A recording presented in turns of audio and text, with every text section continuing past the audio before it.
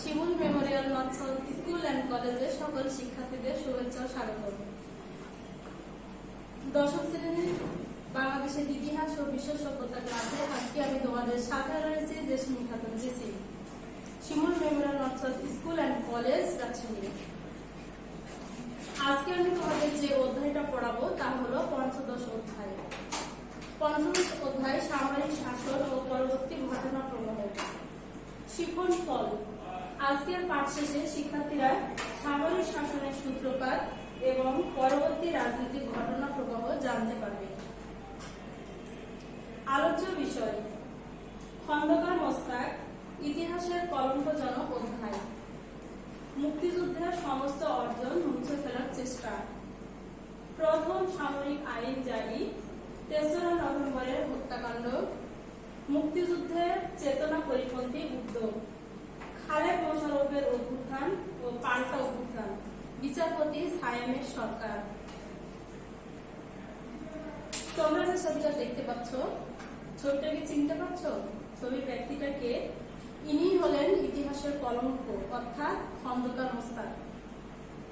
খন্দকার মোস্তাক 15ই আগস্টের বঙ্গবন্ধুর নির্মম হত্যাকাণ্ডের পর বাংলাদেশের রাষ্ট্র ক্ষমতা দখল করে নেন। মাত্র 3 মাস তিনি রাষ্ট্র ক্ষমতায় ছিলেন। বঙ্গবন্ধুর বিশ্বাসভাজনদের মধ্যে তিনি ছিলেন অন্যতম, অথচ তিনি বঙ্গবন্ধুর সাথে জঘন্য বিশ্বাসঘাতকতা করলেন। খন্দকার মোস্তাকের এই স্বল্পকালীন শাসন ব্যবস্থায় বাংলাদেশের রাজনীতিতে নেমে আসলো ভয়াবহ বিপর্যয়। ক্ষমতা দখলের মাত্র 5 দিনের মাথায় স্বাধীন বাংলাদেশে প্রথম সামরিক আইন জারি করলেন। 15ই আগস্টে জাতির উদ্দেশ্যে ভাষণ শুরু করলেন। ভাষণে তিনি শুরু করলেন বিসমিল্লাহির রহমানির রহিম দিয়ে, আর শেষ করলেন বাংলাদেশ জিন্দাবাদ দিয়ে। খন্দকার মোস্তাক জীবনের ভয় ভীতি দেখিয়েও নানা জাতীয় 4 নেতাকে বশীভূত করতে পারেন নাই, যার জন্য 17ই আগস্ট প্রধানমন্ত্রী মনসুর আলী এবং 22শে আগস্ট সৈয়দ নজরুল ইসলাম ও তাজউদ্দিন আহমেদকে গ্রেপ্তার হতে হয়। কারাগারের ভেতরে ঢুকে হত্যাকারীর নির্মমভাবে বেআইনিভাবে খন্দকার মোস্তাকের অনুমতিক্রমে জাতীয় 4 নেতা সৈয়দ নজরুল ইসলাম, তাজউদ্দিন আহমেদ, AHM কামারুজ্জামান এবং ক্যাপ্টেন মনসুর আলীকে নির্মমভাবে হত্যা করে। যারা হত্যা করলো তাদের গ্রেপ্তার করা হলো না, তাদের কোনো বিচার হলো না। এটা শুরু হলো বাংলাদেশের ইতিহাসে আরেকটা কলঙ্কজনক অধ্যায়। এছাড়া খন্দকার মোস্তাক এ সময় তার শাসনকালে মুক্তিযুদ্ধের চেতনা পরিপন্থী নানা প্রতিক্রিয়াশীল উদ্যোগ গ্রহণ করেন। যেমন তিনি মুক্তিযুদ্ধের রণধ্বনি জয় বাংলা বাতিল করলেন, পাকিস্তান জিন্দাবাদের অনুকূলে বাংলাদেশ জিন্দাবাদ স্লোগান চালু করলেন।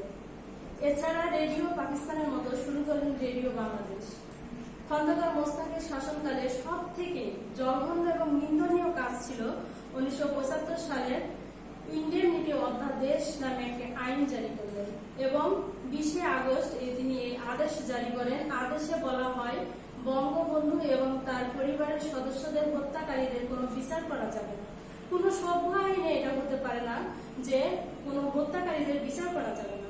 অথচ খন্দকার মোস্তাক 1975 সালে 26শে সেপ্টেম্বর ইন্ডেমনিটি অধ্যাদেশ নামে এই বাংলাদেশ গ্যাজেট প্রকাশ করেন এবং সেখানে ইন্ডেমনিটি কথাটির অর্থ হলো কাউকে নিরাপত্তা দেওয়া, অর্থাৎ কাউকে নিরাপদে রাখা।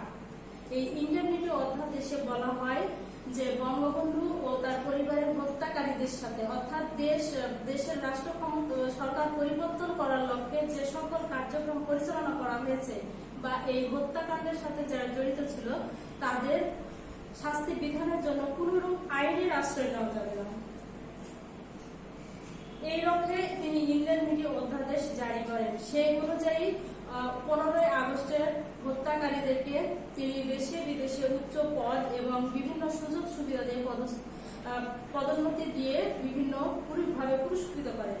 সেক্ষেত্রে খন্দকার মোস্তাক পরবর্তী পর্যায়ে শুরু করলেন যে ক্ষমতাকে দীর্ঘস্থায়িত করার জন্য, অর্থাৎ তার ক্ষমতাকে নিরাপদ করার জন্য সেনাবাহিনীর উপর নিয়ন্ত্রণ প্রতিষ্ঠা করার চেষ্টা করেন।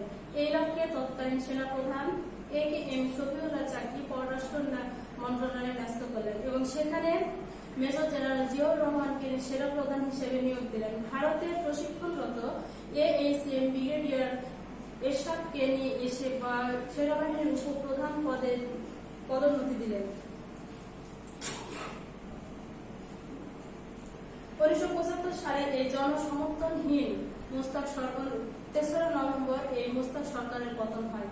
আমরা এই পর্যায়ে যতটুকু দেখলাম, এক্ষেত্রে গুরুত্বপূর্ণ কোশ্চেন থাকবে। সেক্ষেত্রে এরকম হতে পারে, জেল হত্যা দিবস কি? 3রা নভেম্বর জেল হত্যা দিবস প্রতি বছর পালন করা হয়।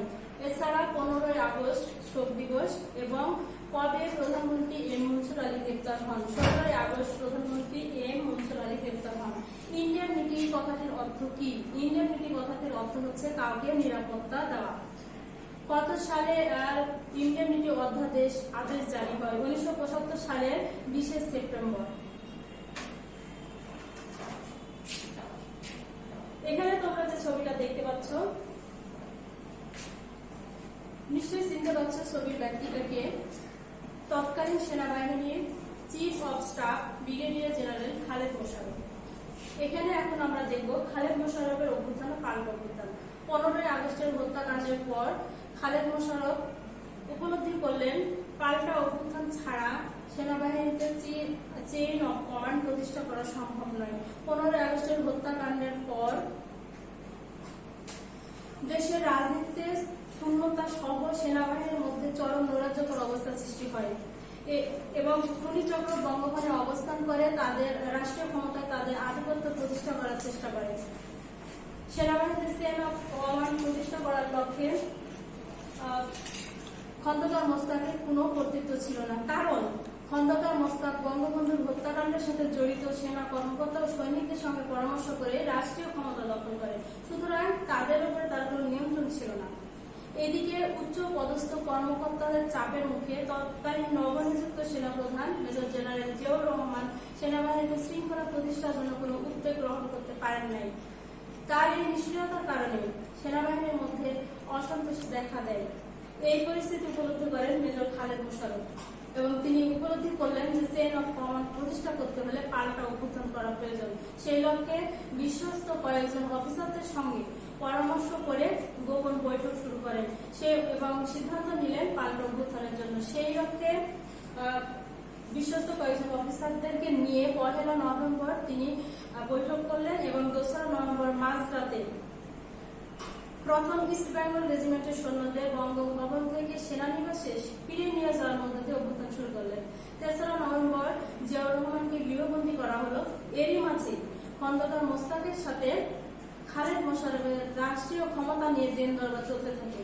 এক পর্যায়ে ওসমানী পরামর্শে 15ই আগস্টের খুনি চক্র সপরিবারে ব্যাংককের উদ্দেশ্যে ঢাকা ত্যাগ করে। 4 নভেম্বর সকালে খালেদ মোশাররফ জানতে পারেন হত্যাকাণ্ডের কথা।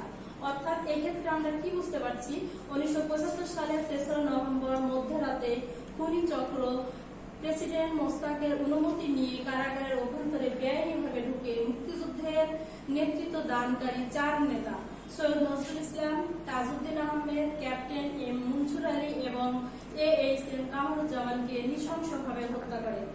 এই হত্যাকাণ্ড ছিল 1971 সালের মুক্তিযুদ্ধের পরাজিত স্বাধীনতা বিরোধী দেশীয় আন্তর্জাতিক গোষ্ঠীর সম্মিলিত প্রচেষ্টার নীল নকশারই বাস্তবায়ন।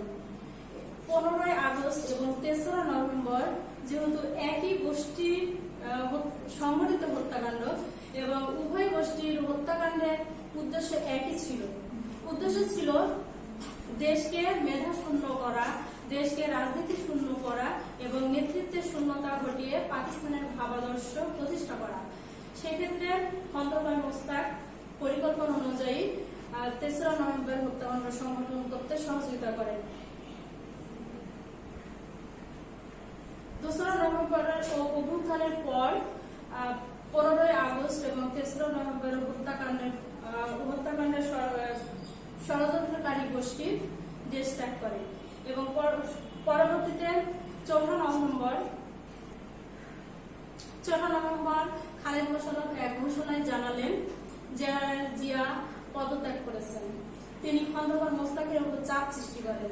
এক পর্যায়ে 5 নভেম্বর ভোর রাতে খন্দকার মোস্তাক রাষ্ট্র ক্ষমতা থেকে পদত্যাগ করতে বাধ্য হন। এই পরিস্থিতিতে খালেদ মোশাররফ তৎকালীন বিচারপতি আবু সাদাত মোহাম্মদ সায়েমকে রাষ্ট্রপতির ভার গ্রহণ করার জন্য অনুরোধ করেন। 6 নভেম্বর বিচারপতি সায়েম বঙ্গভবনের দরবার কক্ষে রাষ্ট্রপতির পদ শপথ গ্রহণ করেন এবং পরবর্তীতে খালেদ মোশাররফ যেখানে অভ্যুত্থান প্রতিষ্ঠা করতে সচেষ্ট হন, কিন্তু তিনি সামরিক অভ্যুত্থানে ব্যর্থ হন। যেহেতু তিনি কে ফোর্সের কমান্ডার ছিলেন, কমান্ডার হিসেবে মুক্তিযুদ্ধে বহুবার সম্মুখ যুদ্ধে অংশগ্রহণ করেছেন, কিন্তু সেনাবাহিনীর অভ্যুত্থান তিনি ব্যর্থ হন। কারণ 3 থেকে 6 নভেম্বর মাত্র 4 দিনের মাথায় খালেদ মোশাররফের পতন ঘটে। 7 নভেম্বর কর্নেল আবু তাহেরের পাল্টা অভ্যুত্থানের মাধ্যমে খালেদ মোশাররফ ক্ষমতাচ্যুত হন। বিচারপতি সায়েমের সরকার। আমরা যে ছবিটা দেখতে পাচ্ছি, এই ছবির ব্যক্তিটাই হলেন তৎকালীন প্রধান অর্থাৎ বাংলাদেশের প্রথম প্রধান বিচারপতি।